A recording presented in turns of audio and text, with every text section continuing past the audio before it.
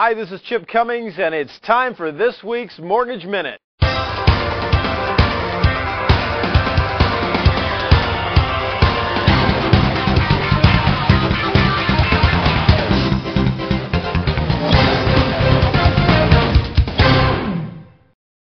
Well, greetings again, everybody. Hi, I'm Chip Cummings, and welcome to this edition of the Mortgage Minute, brought to you by Mortgage Power Network, powering up your business for success.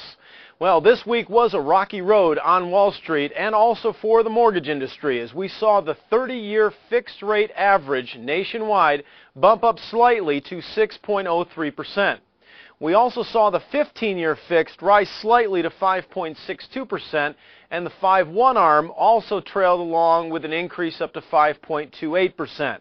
According to Freddie Mac's chief economist Frank Nothaft, this is due to inflationary concerns that are now being triggered in the marketplace. Some additional numbers came out which indicates that the overall applications that were taken were also down by 14.2%.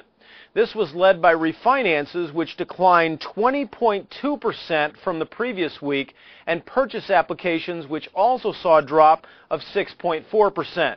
So, what's on the horizon? Well, there is a meeting coming up with the Federal Reserve this week, and analysts are predicting that they may drop it another quarter down to the 2% mark. However, some believe that because now inflationary concerns have kicked in, that they may just hold it tight.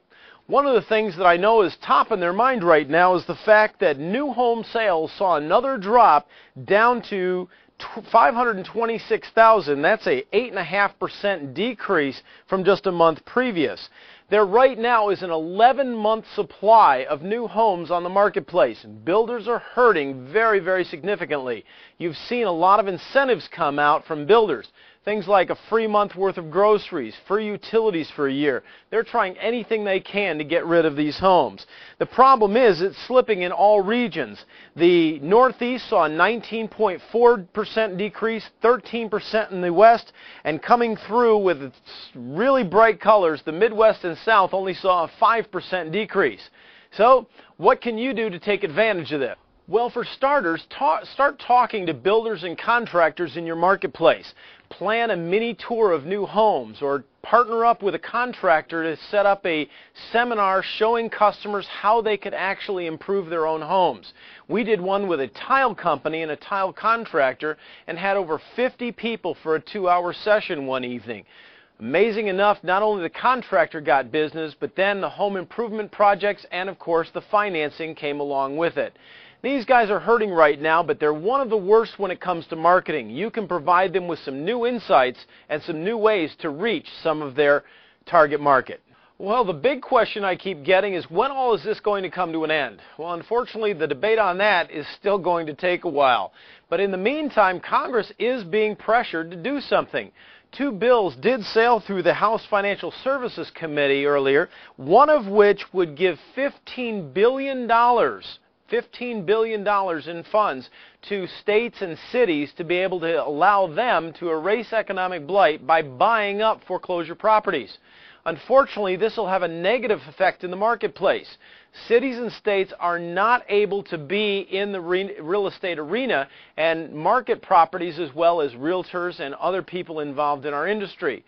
Second, this will be an encouragement to lenders to allow the houses to go into foreclosure so that they won't have them on their books. This could backfire. In the meantime, the second proposal allows for FHA to step in and allow investors to write down loans by 15%. This would ease up a little bit on the cash crisis with FHA. Now, I happened to be in Arizona earlier this week and speaking with one of the senior folks at the Santa Ana Home Ownership Center, or what we call the HOC. One of the things that person indicated to me is that under current financing situations, if they're not able to implement things like risk-based credit scoring, MIP, and get rid of the DPA programs and some other things that are on their plate right now for the Modernization Act, for the first time in 74 years, they're looking at a liquidity crisis and could actually be in red ink by the time the year is up.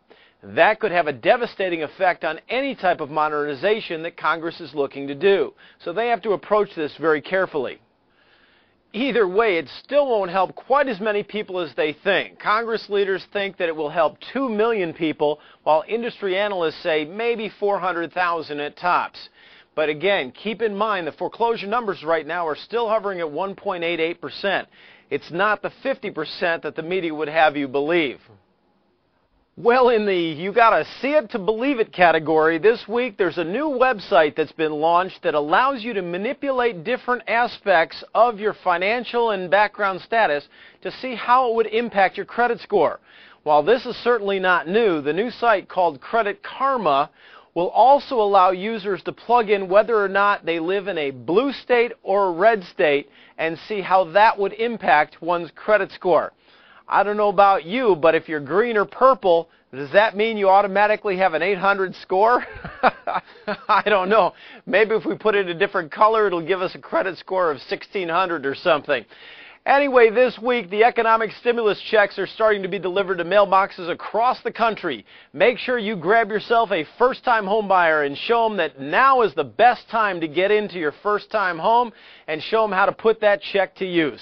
We're about out of time, so I thank you for joining me for this edition of the Mortgage Minute. I'm Chip Cummings on behalf of the Mortgage Power Network, powering up your business. Until next week, I'll see ya. I'm out of here.